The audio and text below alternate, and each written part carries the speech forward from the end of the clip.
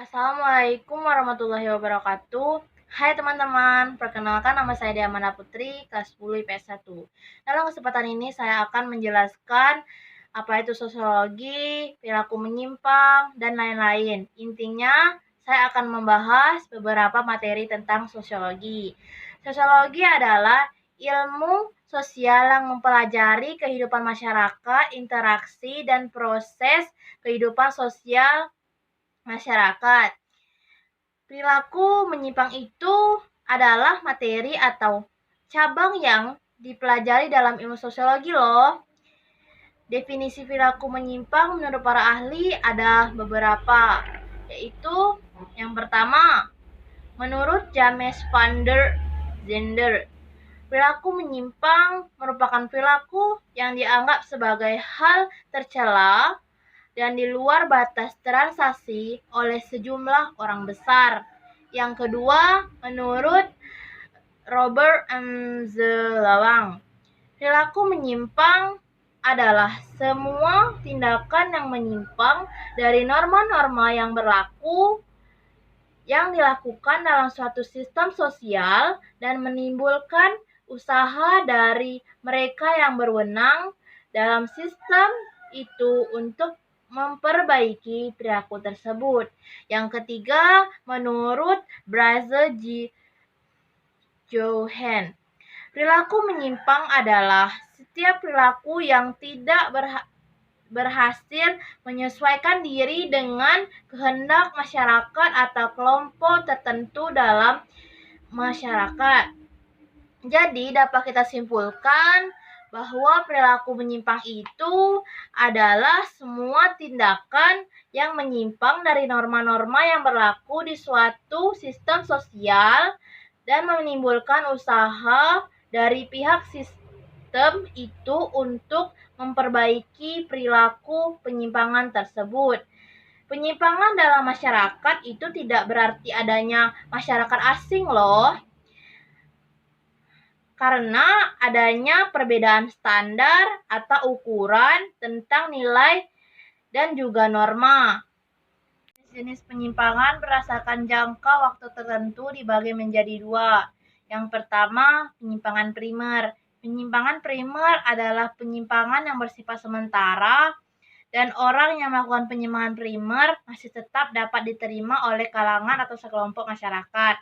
Contoh dari penyimpangan primer yaitu membuang sampah sembarangan, kencing sembarangan atau buang air kecil sembarangan, makan dengan tangan kiri, menyeberang jalan tidak di tempatnya, dan memasang musik dengan suara yang keras dan dapat mengganggu aktivitas masyarakat.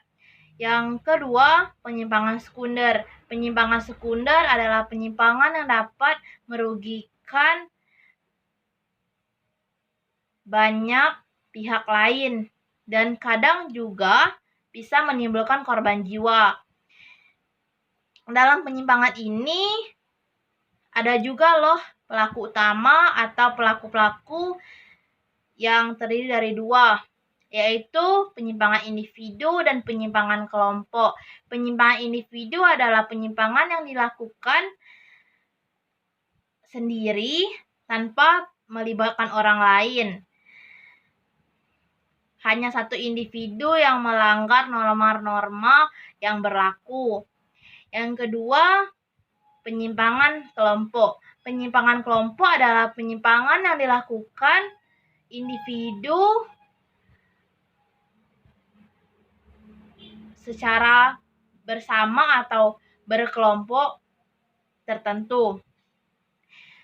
Contoh dari penyimpangan sekunder adalah pencurian, pembunuhan, penipuan, penindasan, dan peneroran.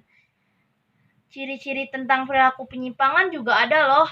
Yang pertama, penyimpangan harus dapat didefinisikan. Yang kedua, penyimpangan bisa diterima ataupun juga bisa ditolak loh. Yang ketiga, penyimpangan relatif dan penyimpangan mutlak. Yang keempat, penyimpangan terhadap budaya nyata atau budaya yang ideal. Yang kelima, yang bersifat adiktif atau penyesuaian. Bentuk-bentuk perilaku penyimpangan sekarang juga ada loh. Yang pertama, penyalahgunaan narkoba yang marak dilakukan oleh remaja sekarang. Yang kedua, perkelahian antar pelajar. Yang ketiga, penyimpangan perilaku seksual. Yang keempat, kriminal. Cara pencegahannya ada 3. Yang pertama yaitu keluarga. Keluarga adalah sesuatu yang sangat penting dalam kehidupan sosial atau sehari-hari. Ada juga pepatah yang mengatakan buah tidak akan jauh jatuh dari pohonnya. Jika keluarga bisa mendidik anak tersebut, maka mereka akan memilih pergaulan yang baik juga. Nah, ajaran tersebut juga akan ia bawa hingga dapat menjadi arahan ke masa depan yang sukses atau masa depan yang lebih cerah lagi. Yang kedua yaitu faktor sekolah. Faktor sekolah juga termasuk sesuatu yang sangat penting dalam pencegahan, karena di dalam sekolah itu kita menimba ilmu, ajaran. Jika ajaran itu sesat, berarti kita akan dibawa ke jalan yang sesat juga.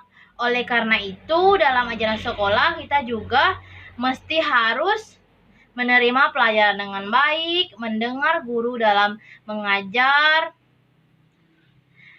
dan di sekolah juga mengajarkan tata krama. Biasanya tata krama itu diajarkan dalam pelajaran agama, PPKN, bahasa Indonesia, dan lain-lain. Yang ketiga, faktor lingkungan, teman, dan lingkungan sekitar. Mengapa teman disebut faktor yang penting dalam pencegahan? Karena teman ini merupakan satu faktor yang sangat spesifik. Jadi kita harus memilih teman yang bisa membawa kita ke arah ke depan atau ke arah yang lebih baik lagi. Jika temannya mengajak merokok, mengkonsumsi narkoba, atau narza, semuanya kita tolak karena dapat mengakibatkan hal buruk. Dan juga jika kita memiliki lingkungan yang tidak baik, sebaiknya kita menjaga pergaulan agar kita bisa mengatasi masalah perilaku menyimpang dengan baik. Demikian materi sosiologi yang dapat saya sampaikan. Lebih dan kurang saya minta maaf. Saya ucapkan wassalamualaikum warahmatullahi wabarakatuh. Dah.